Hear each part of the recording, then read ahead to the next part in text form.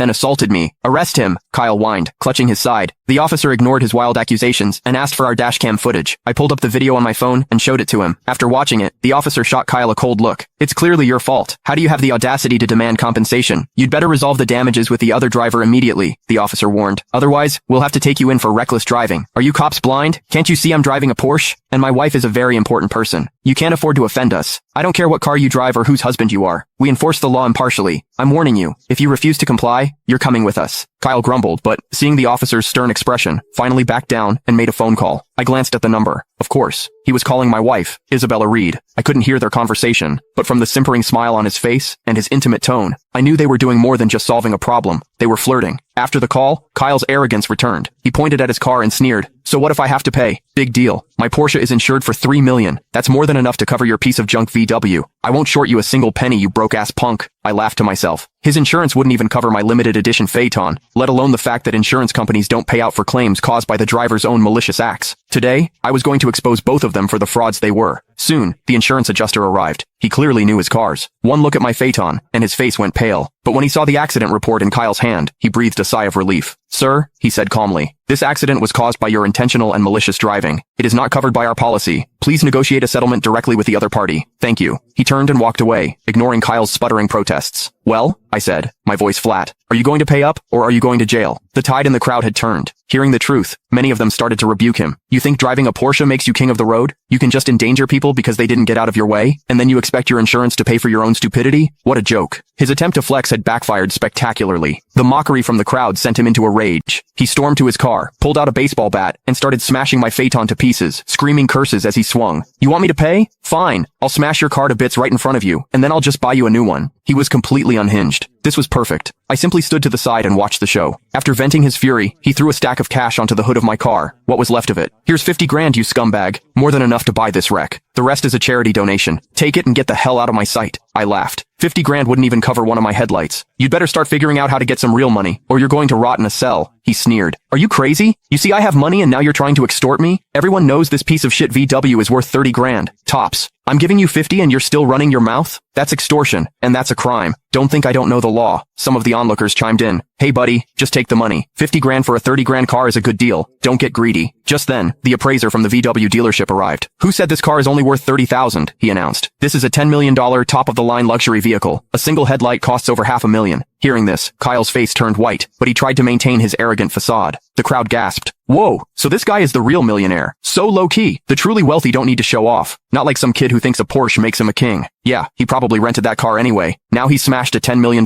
vehicle. He's finished. The appraiser finished his assessment.